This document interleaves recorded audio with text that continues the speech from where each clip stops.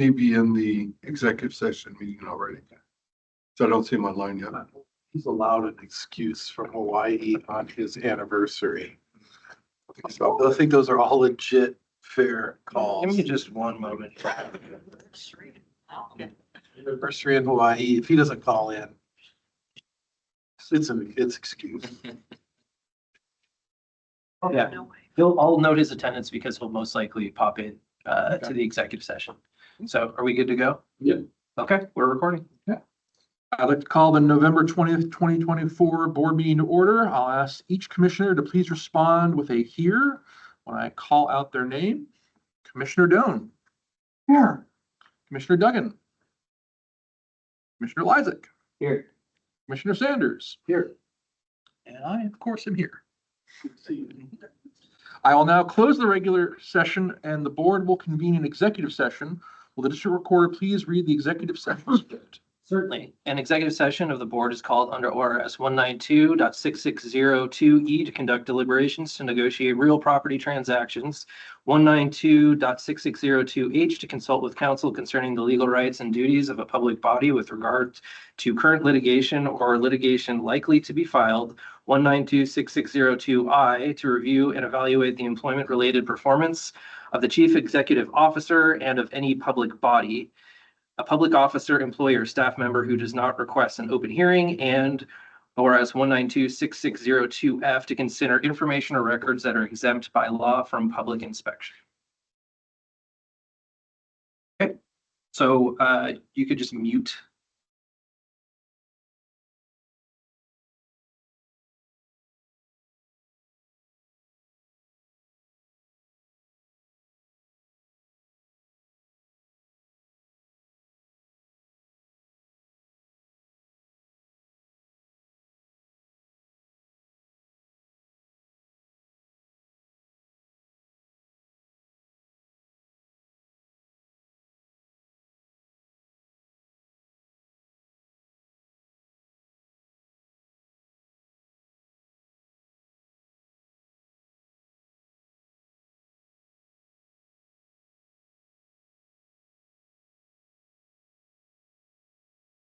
Go napkin. It's late. That would be great. Thank you. Commissioner Duggan, the board is moving to the other meeting invite.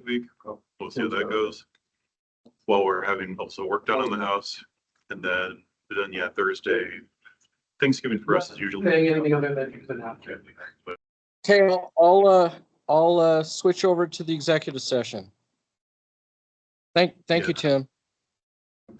Sounds good. Thank you. Then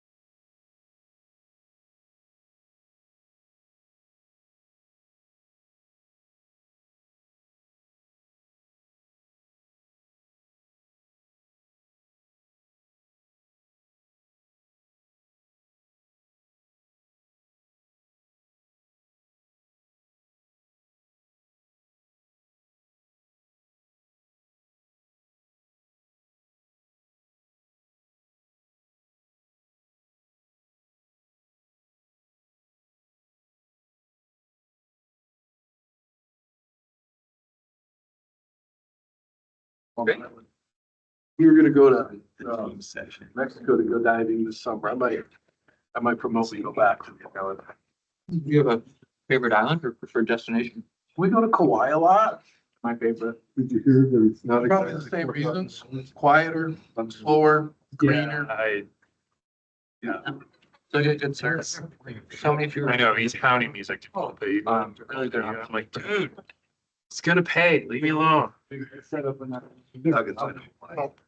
go on. So the tough thing for kids is some of the more dangerous water conditions of all the large islands are actually on Kauai. In winter. No, all the time. Really? Yep, and it moves around season. Huh. Yeah, so winter on the North Shore. Right. So summer South Shore. Really, really bad rip. Where is going on the South Shore? That's so bad.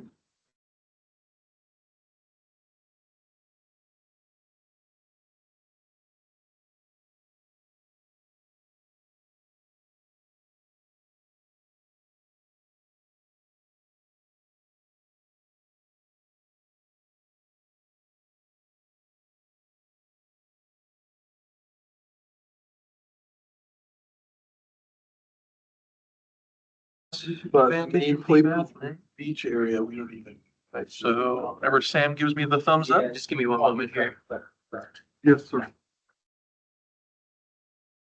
That's the challenge now. It's just kids. Those kids are all water safe. We probably would. Yeah, I just need to sign back in. really calm in the summer, but it's our side. Far northwest is that.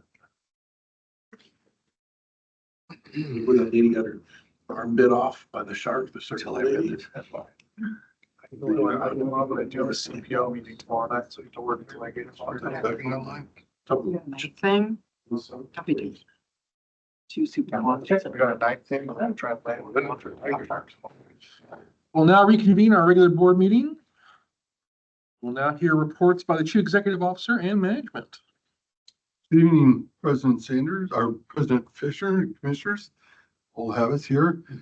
Quick CEO update. Travel through this pretty quickly because I've been in executive session for quite some time. I want to highlight the employee auction that we just had. We had our annual auction. Employees each year, our employee committee sponsors this auction to raise money for charities. All the money raised is contributed. The employees selected 3 charities this year: the Oregon Humane Society, the Oregon Food Bank, and the Wounded Warrior Project. During the auction, we've raised, it says over $4,000. I think the number is almost $4,100 that we'll be splitting between the 3 charities. It's a great opportunity for our team to come together. It's a lot of fun. We had Kylie as one of our auctioneers leading us through quite a bit of pranks, and you came as a bunny, if I remember right. So a lot of fun and an opportunity to raise money for charity.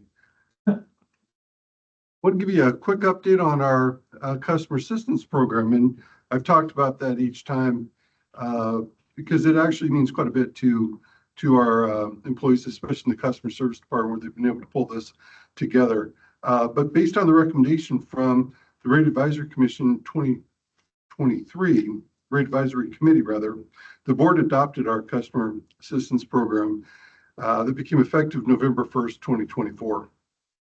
And the CAP, or the customer assistance program, we call it the CAP, provides an income qualified customers a 20% discount reduction in their water bill.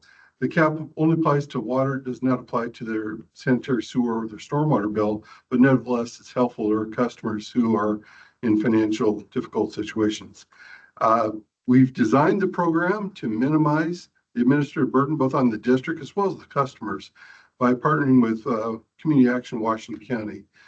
So the qualifications level that we set, 60% of median household income, is the same one that is used for the LIHEAP program, the low-income home energy assistance program that Community Action also administers. So we've got a great partnership with Community Action that helps our customers qualify at a minimum burden on our organization as well as the customer.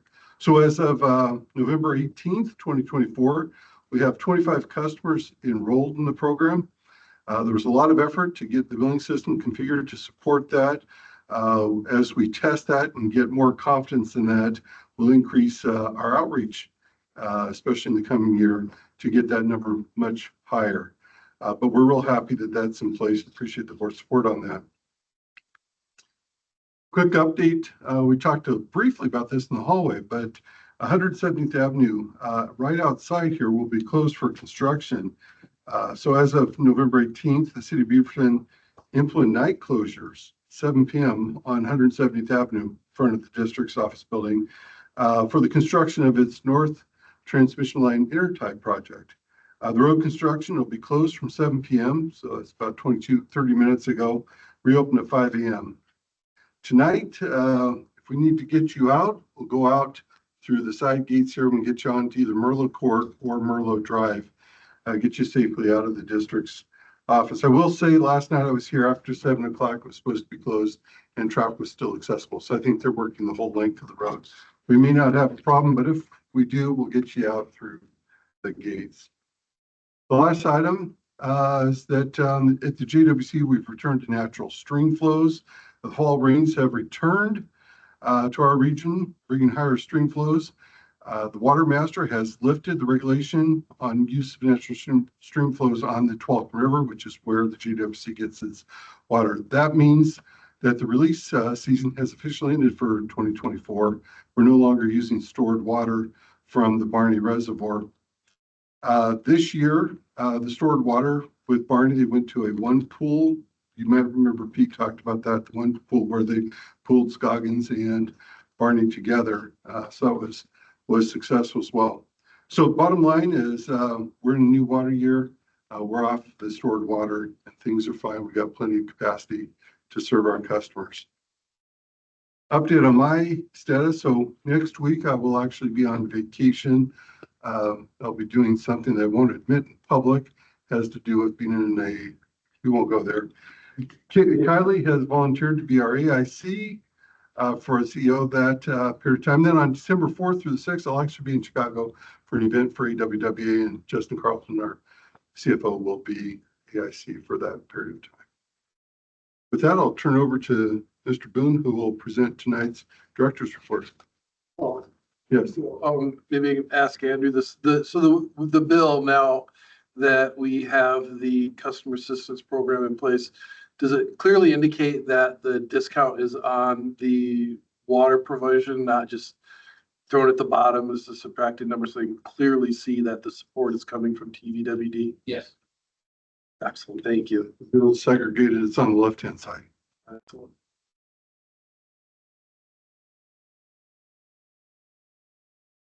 Okay, thank you, Paul and President Fisher and commissioners. Tonight I get to report on some progress that we continue to make on being prepared for the Willamette water supply system to come online in 2026. So I get to be the one to report on it. It's obviously a huge team of folks that actually do the work, but it's fun to share. So.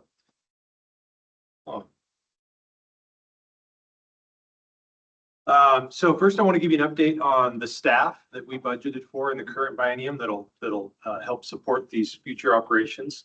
We'll talk about some of the GIS tools, so geographic information systems, some things that we built in-house that will help us be successful with this and some other operations. We're flushing our entire water system before this comes online, and we're making really good progress on that. And we've been supporting operations on the Willamette project for a couple of years now, and that continues on. But that's expanding into other areas now. So our engineers are getting more involved, and I'll talk about that a little bit, and then finish with an update on interim use of some of the Willamette pipelines. So we budgeted for, just in the operations group, 4 new positions in this biennium, and those are largely focused on this additional workload that our crews are going to have with the Willamette coming online. So there was a supervisor role and 3 waterworks operators in the 23-25 biennium. One of those operations staff, we actually converted that to work in our fleet shop. So we had a pretty critical need in that group. They support the entire field operation of the district with all of the equipment and vehicles that we have. And so to make sure that that was going to be an effective work group, we opted to hire one of those in the shop instead of in the field, and that's been successful as well. But the remaining roles in our operations group were filled with existing TVWD operations staff that had just been on other crews. So we kind of have a rich history of folks working on a variety of crews throughout their career in operations, and it really helps our teams be well-rounded. And so we had people that wanted to join this team. Our valve crew is going to be the primary operator of the Willamette. And they do a whole lot more than just valves. So I kind of think of them as our special operations group. So any kind of complicated shutdown, manipulating the water system, things like that, happens in this crew. So we had experienced people join this crew. They didn't necessarily have experience in that role, but they're used to being waterworks operators. They know the district really well. And they've been paired up with experienced operators from those crews. And so they had a big head start on really being effective in that role versus just bringing in, brand new folks that we would have to train from scratch for these roles. What we typically have when we hire new folks into our operations branch, and they come from maybe another crew within that team, is a cascading effect of vacancies, right? So you got somebody that jumps, and in this case, we had 3 people that jumped from other crews, so that they left vacancies. Those then get backfilled. So sometimes we have a few rounds of folks moving around before we have what you would consider the final vacancies. And a lot of times those final vacancies will be on our meter reading crew, so in Andrew's team. And that's where we bring new folks into the organization typically and start them there. So that's pretty close to what happened in this situation, although we did end up with some vacancies on our construction crew that we filled with folks from the outside. And so we got an experienced operator from the city of Forest Grove, had some time on their public works crew, and we got another person that came out of private construction. He'd been running a private construction crew, actually doing a lot of work in districts. We already knew this person and had a lot of confidence in him. So we really got a great team. They're doing great work, and they're really quickly have been able to get up to speed. Yeah, Commissioner Sanders.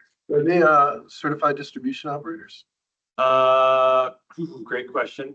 I'm not entirely sure, so I won't venture a guess. It is, yes. It is a requirement of the job.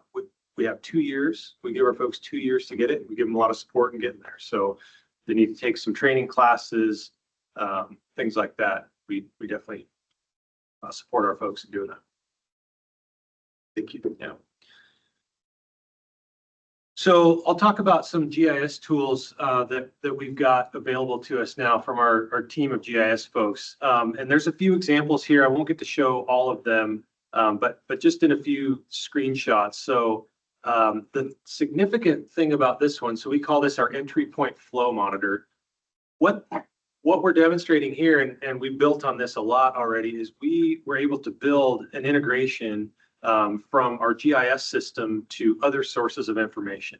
So we can display those other sources of information on our maps. This one happens to show information in near real time, not a direct connection, but this is from our SCADA system. So SCADA pushes out information to what we call a historian, just a bunch of data all the time.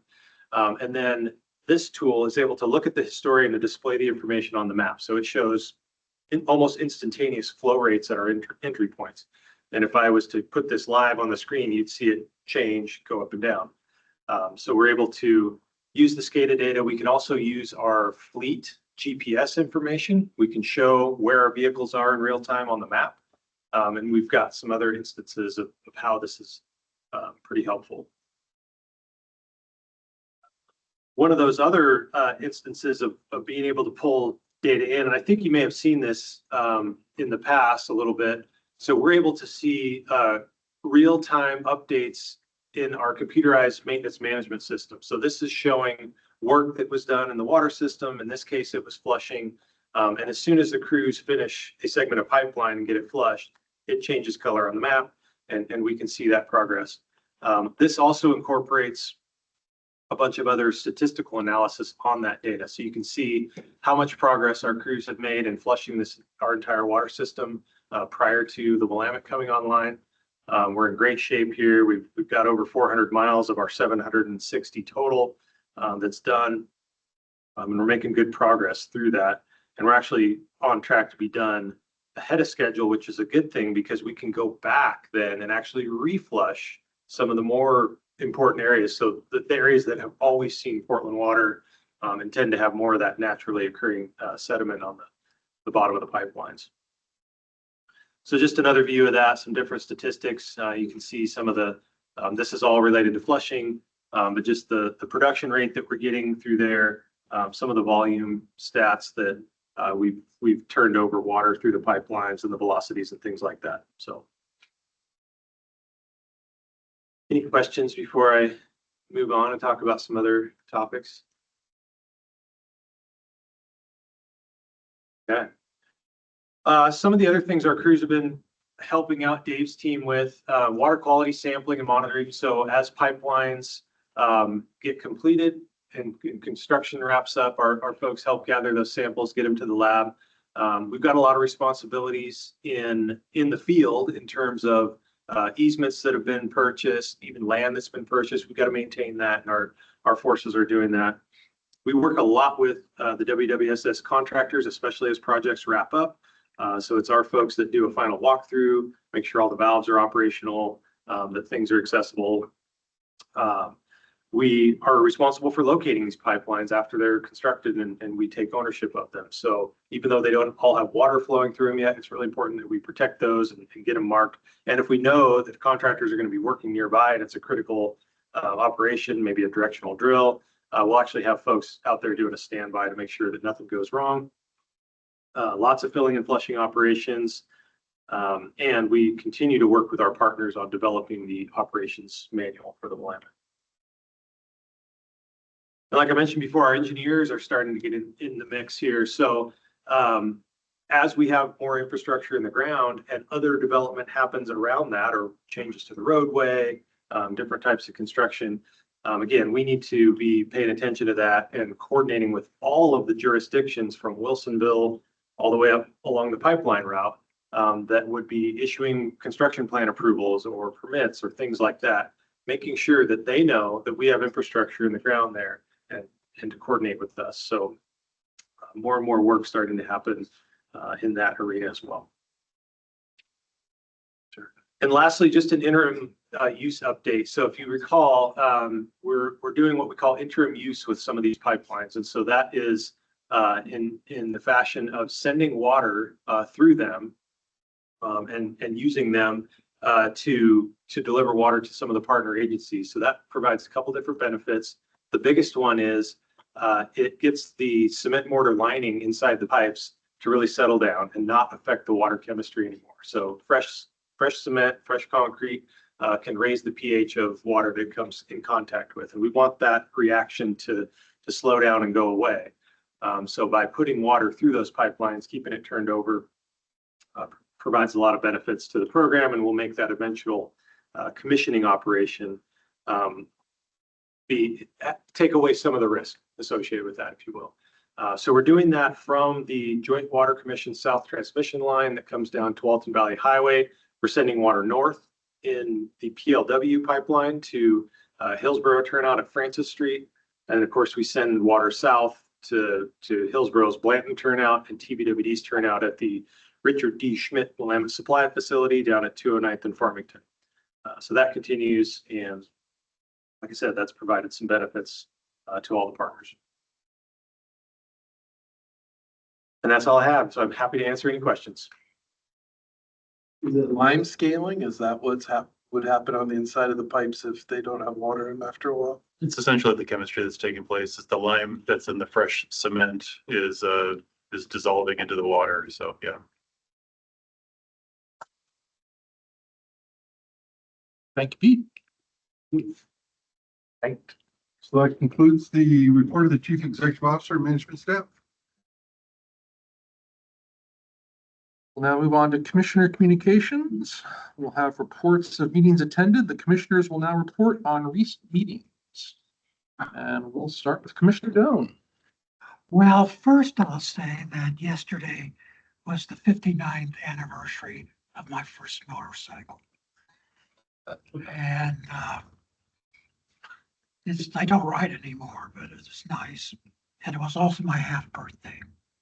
So anyway, and as far as things I've done is I went to the work session first of the month and then tonight's meeting. And that's it. Commissioner Duggan. Well, hello. I attended the Oregon League of Conservation Voters town hall event with Senator Merkley on October 22nd, where Senator Merkley talked about his commitment to environmental legislation and work on reining in the problem of certain plastics and how they are getting into our environment. On the 23rd of October, I attended the Metro MPAC meeting where they laid out their concept of a process they're embarking on regarding future visioning. It's imagining how the region should look in the next 50 years from 2025 through 2075. It's sort of a redo, at least it's sort of a redo of Metro's 2040 plan, but also incorporates new things that have developed in the last 30 years, such as concern about climate change and how that relates to the Metro functions. On the 31st, Halloween, I attended a meeting with a CEO performance evaluation, work session where we received an update regarding and also regarding the water supply system. On the 12th of November, I attended the Washington County CPO number 1, which was a joint session with CPO number 7, where gave a significant presentation to with natural resources and surface water quality and protecting vegetated corridors along water quality sensitive areas. That's wetlands, floodplains. There was a whole lot of jargon thrown around, and a number of the citizens got caught up in what was the county's mission and what was Clean Water Services' mission. But one success that I want to report is that the communications folks and the people doing the CWS presentation did acknowledge that TVWD is actually a regional partner with them beyond just the cities of Washington County and Clean Water Services. So that was a nice thing to hear, that they're differentiating themselves from water provision or a confusion that exists in the public that they are involved in why other than regulating the lake in regard to water levels in the river. And then tonight's executive session and board meeting. Commissioner Liza. That's it. I attended our work session on the 5th. I had a meeting with Judy Clark for the CEO evaluation on November 8th, and then tonight's meeting. Commissioner Sanders. Almost similar, the work session meeting with Judy Clark and the agenda planning meeting in tonight's meeting. As for myself, in October, I had a chance to go down and attend a reception at the League of Oregon Cities and hear some updates from some local electeds from not only just our area, but statewide. And then I attended a reception with our majority leader in the legislature, Ben Bowman, to hear his thoughts on what's going to be coming up in the next legislative session. I've attended a meeting with our CEO, just to have a check-in. I also attended a Tigard City Council Candidates Forum to hear what they might have had to say about water issues. And they actually did have someone running and did get elected that had worked with the smaller Tigard Water District. So that's pretty interesting to hear his thoughts on some things. I attended also a meeting with Judy Clark and an agenda planning meeting, and then our regular board meeting.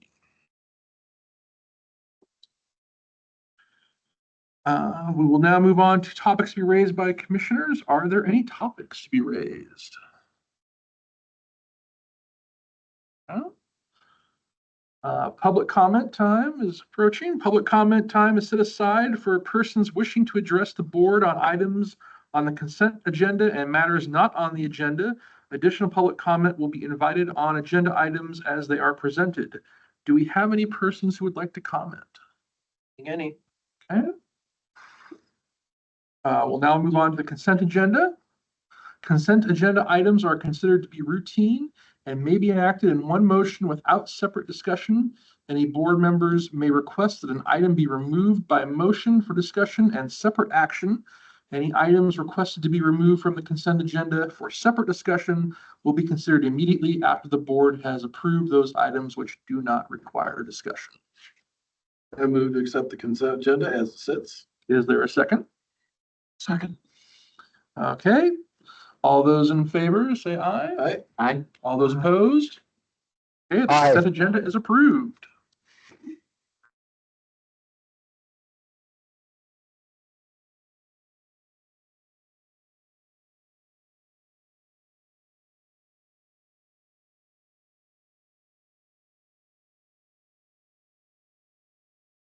All brings us now to the business agenda.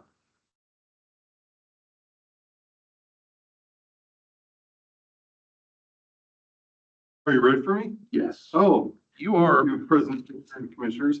Tonight will be very quick. This is information you've seen before. We're presenting tonight just to get it into the public record. It's our 2025 legislative strategies. We have three updates on this, three objectives rather. Update the board on the adopted legislative strategies to ensure that we are in alignment with our state and federal legislative efforts with your board policy. Ensure coordination efforts of the district, state, and federal lobbyists, that they're working together, and guide our lobbying efforts with our national and state industry organizations. So the first is our proposed federal legislative strategies. We talked about this at your work session earlier this month, and there were no changes to that from what you saw back in at the beginning of this month. Same on the state. We did make two changes to the state strategy that we did present to you at the work session. First is, after completing our service line inventory, we discovered that the district does not, and confirmed that the district does not have lead service lines. So we took that off, and then we added interest in the infrastructure of looking for financial assistance for vulnerable customers. Those two things were changes to the state legislative strategy. So with that, the recommendation is the board adopt resolution. Is it 20 or 19, Sam? 20. It is 20. Okay. Board adopt resolution 20-24, resolution establishing the 2025 federal and state legislative strategies for the Tualatin Valley Water District. And with that, I can answer any questions that you have. And then I move that we accept resolution 20-24. Is there a second? Second. All those in favor, please say aye. Aye. Aye. All Aye. those opposed? The resolution passes.